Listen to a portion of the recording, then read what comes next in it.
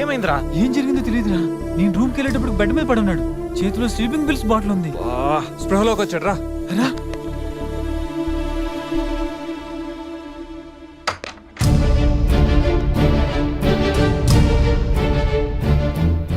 నీకేమైనా పిచ్చా? Suicide attempt చేసుకోవడం ఏంట్రా? మైండ్ ఉండే పని చేసావా? అసలు నీకేం తక్కువని? ఉద్యోగం ఉంది, చదువు ఉంది, మంచి ఫ్యామిలీ ఉంది, అడ్డమైన సొల్లంతా షేర్ చేసుకోవడానికి ఫ్రెండ్స్ మేము ఉన్నాం. అయినా బతకలేకపోతున్నావు నువ్వు. పొద్దున్న లేచినప్పటి నుంచి గుడ్ మార్నింగ్ అని, గుడ్ ఆఫ్టర్నూన్, గుడ్ నైట్ అని ప్రతి ఒక్కటి ఫేస్బుక్ ట్విట్టర్ మీద అప్డేట్ పెడుతున్నావు కదరా. అలాంటిది చచ్చిపోయేంత బాధ వస్తే కనీసం ఒక ఫ్రెండ్కి ఫోన్ చేసి షేర్ చేసుకుని మినిమం కామన్ సెన్స్ లేదు నీకు?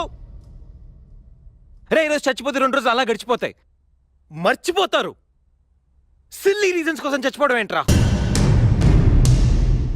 నేను ఆర్డినరీ అంటరా, యూజ్ అండ్ త్రో కేటగిరీ అంట.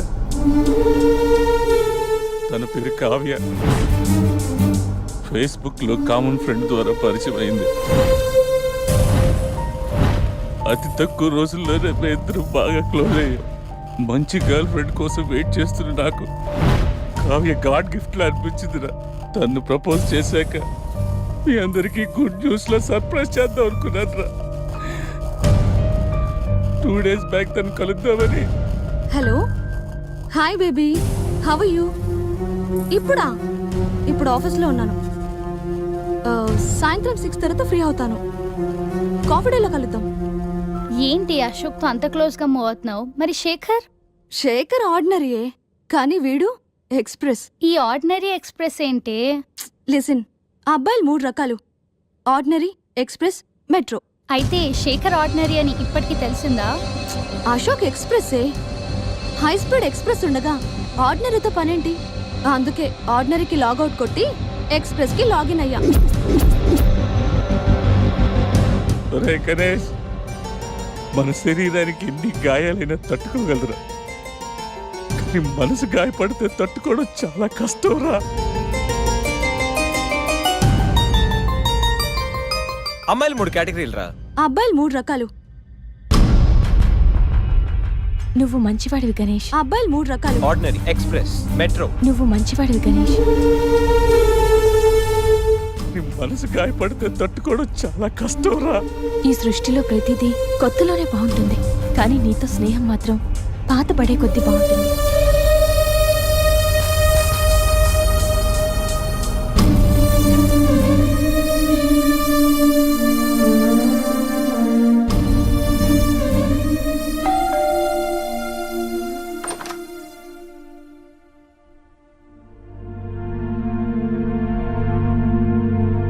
ఇప్పటి వరకు ఏమైపోయావు? ఎక్కడికి వెళ్ళిపోయావు? ఎంత కంగారు పడ్డానో తెలుసా?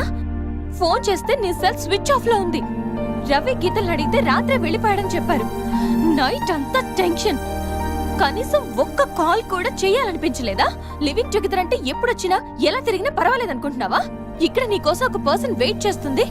త్వరగా వెళ్ళకపోతే తను కంగారు పడుతుంది అని మినిమం కామన్ సెన్స్ కూడా లేదా?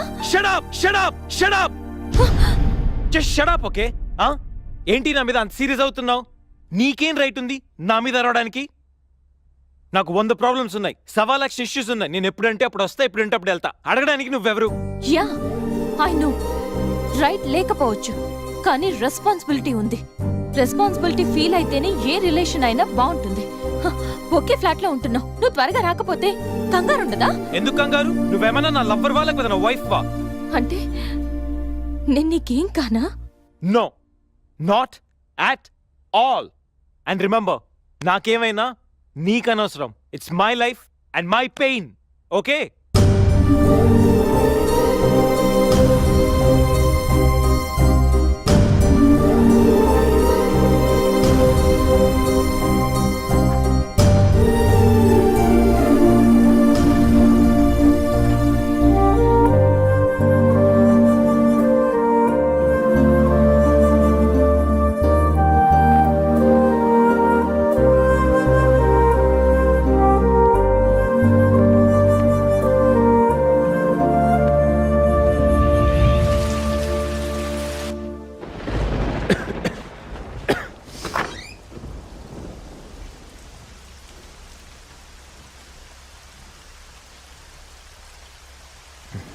గణేష్, గణేష్ గణేష్ గ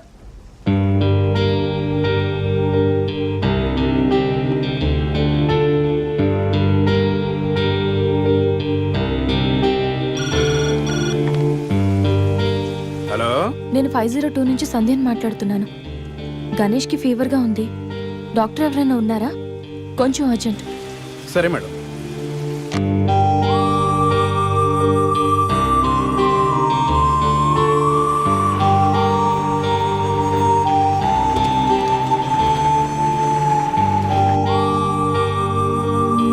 సార్ రండి సార్. డాక్టర్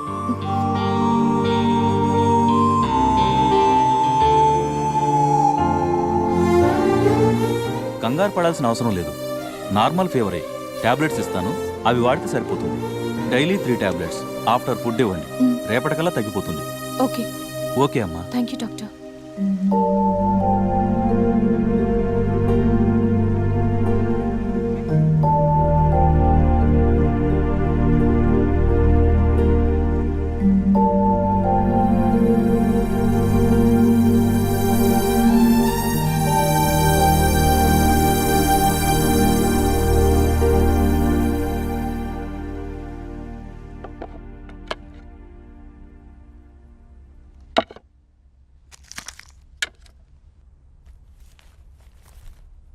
గణేష్ ఇప్పుడు ఎలా ఉంది?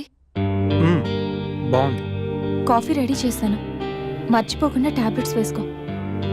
నేను ఆఫీస్కి వెళ్ళొస్తా. ఏదైనా ప్రాబ్లం ఉంటే కాల్ చేయి. ఓకే? సారీ. ఏంటి? I'm sorry Sandhya. ఎందుకు? నేనేదో డిప్రెషన్లో అలా నీ మీద అరిచేశాను. I'm really sorry. I can understand. కానీ నేను కూడా ఎక్కువ మాట్లాడాను. I'm sorry. ఇంకెప్పుడు నేను హర్ట్ చేయను.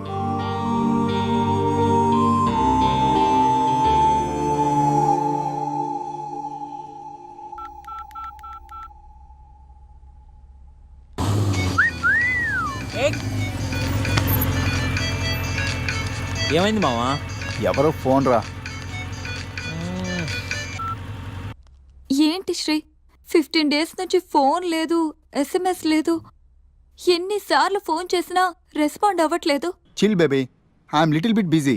ఐటీలో రెసిషన్ వల్ల జాబ్ పోయింది. చాలా స్ట్రగుల్లో ఉన్నాను. కొంచెం మనీ ఉంటే అరేంజ్ చేయగలవా? ఖాళీగా ఉంటే చెప్పు, పబ్కి వెళ్దాం. ఫ్రీగా ఉంటే చెప్పు, రిసార్ట్కి వెళ్దాం. అంతేగాని మనీ కోసం మాత్రం ఇంకెప్పుడు కాల్ చేయకు. సరియు లైట్ ఆపు. ఏంటో పట్టపగలు కూడా లైట్లు ఇస్తున్నారు. ఏంటి రూపా? ఆంటీ, నేను రూమ్ ఖాళీ చేస్తున్నాను. హాస్టల్ ఫీజు కింద ఇది ఉంచండి.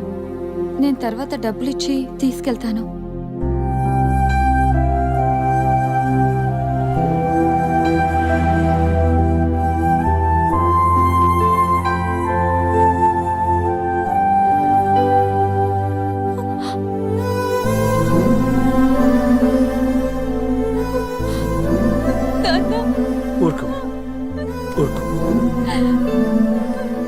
ఐటీ ఇండస్ట్రీలో భూములు రెసిషన్లో ఉంటాయి, కానీ తల్లిదండ్రుల ప్రేమ కాదు. దా, అమ్మ ఎదురు చూస్తుంది. మనూరు వెళ్ళిపోదాం.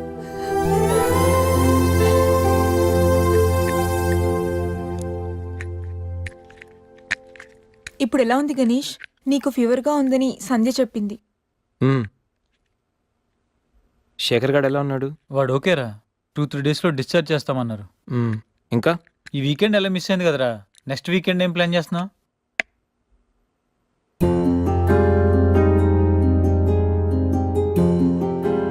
ఈ వీకెండ్ మిస్ అవడం కాదురా. I think I'm in love with Sandhya. What? అయినా నీకు లవ్తో అంత అటాచ్మెంట్ లేదు కదరా. గైస్, ఈ వీకెండ్ నేను సంధ్యని ప్రపోజ్ చేద్దాం అనుకుంటున్నాను. లైఫ్లో నేను చాలామంది అమ్మాయిల జీవితాలతో ఆడుకున్నాను. లవ్ అనే పేరుతో చాలామందిని మోసం చేశాను. అమ్మాయిలంటే ఇలాంటి వాళ్ళు అలాంటి వాళ్ళని చాలా థియరీస్ క్రియేట్ చేశాను. కానీ అదెంత తప్పు నేనెంత ఫూలిష్గా బిహేవ్ చేసానో మన శేఖర్ గారిని చూసిన తర్వాత అర్థమైందిరా. నా వల్ల ఎంతమంది హర్ట్ అయి ఉంటారు కదా. మన శేఖర్ గాడ్లా ఎంతమంది సూసైడ్ అటెంప్ట్ చేసి ఉంటారో తలుచుకుంటే నాకు నా మీద ఆశయం వేస్తుందిరా. కానీ నిజమైన లవ్ అంటే ఏంటో ఫస్ట్ టైం లైఫ్లో సంధిలో చూశాను. నిజానికి నేనైతే తనతో ఎంజాయ్ చేయడానికి లివ్ ఇన్ రిలేషన్షిప్లోకి లాక్కొచ్చాను. కానీ సంధ్య తనకు నా మీద ఉన్న అభిమానంతో, నా మీద ఉన్న నమ్మకంతో నాతో కలిసి ఉండడానికి ఒప్పుకుంది. సంధ్యను పొందడానికి నేను ఎన్ని ప్లాన్లు వేసినా తను మాత్రం నాలో మంచి మాత్రం చూసిన గొప్ప మనసురా తంది. నేను నా బర్త్డే అన్న విషయం మర్చిపోయి సంధ్యతో ఎలా ఎంజాయ్ చేయాలని ప్లాన్ చేస్తుంటే తను మాత్రం ఎప్పుడెప్పుడు 12 అవుతుందని కేక్ క్యాండిల్స్తో నా కోసం ఎదురు చూసిన ఆ క్షణం పూర్తిగా మారిపోయాను. Happy birthday Ganesh. నువ్వు మంచివాడివి గణేష్. నువ్వు నవ్వుతూ ఎదుటి వాళ్ళని ఎప్పుడూ నవ్విస్తూ హ్యాపీగా ఉంటావు. ఒక అమ్మాయి నిజంగా ప్రేమిస్తే ఆ ప్రేమ ఇంత గొప్పగా ఉంటుందని సంధ్యను చూసిన తర్వాత అర్థమైంది.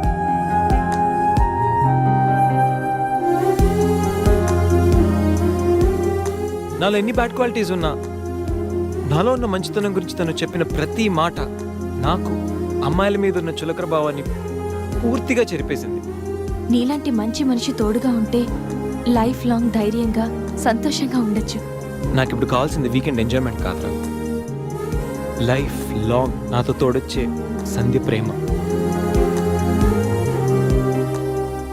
ఆ ప్రేమను పొందడానికి నాకు అర్హత ఉందో లేదో తెలియదు, కానీ సంధ్య లేకపోతే మాత్రం నేను బతకలేనురా.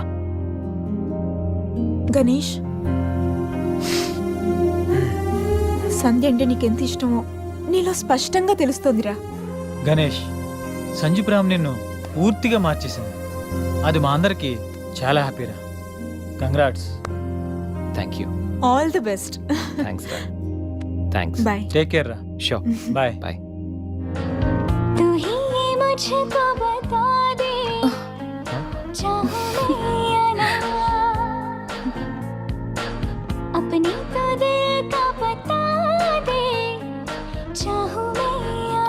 గణేష్, ఇప్పుడు వస్తా. సంధ్య, హ? నీతో కొంచెం మాట్లాడాలి. చెప్పు. ఇప్పుడు కాదు, ఈవినింగ్ చెప్తాను. పర్వాలేదు గణేష్, ఇప్పుడు చెప్పొచ్చుగా. ఇప్పుడా?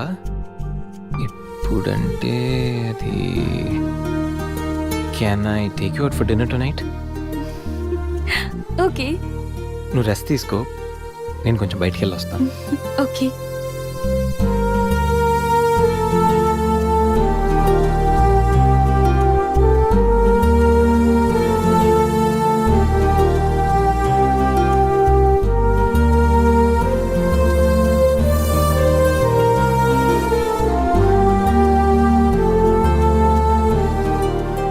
ప్రపోజ్ చేయబోతున్నాడా?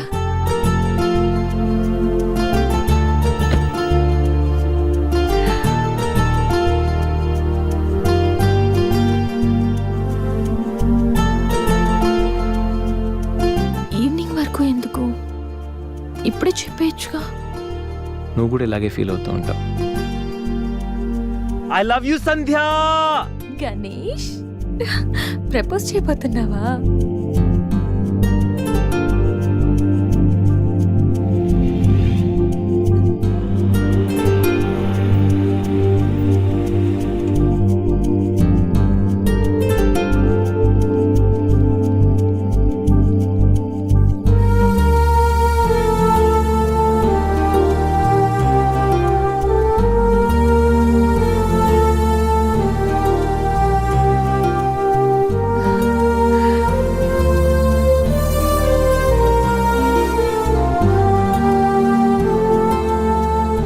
ప్రపోజ్ చేయబోతున్నావని తెలుసు, త్వరగా చెప్పురా బాబు. Good evening sir.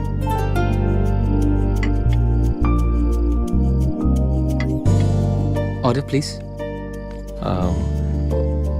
5 minutes. Okay sir.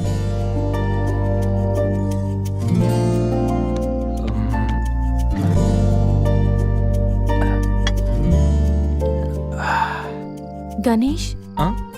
ఏదో చెప్పాలన్నా? ఒక్క నిమిషం. ఎక్కడికి? మ్.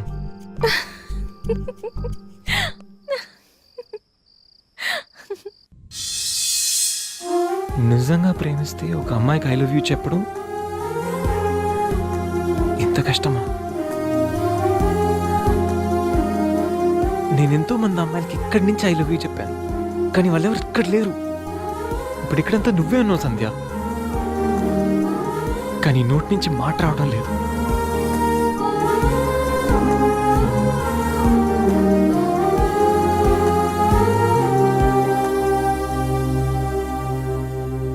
సంధ్య, I love you truly, deeply.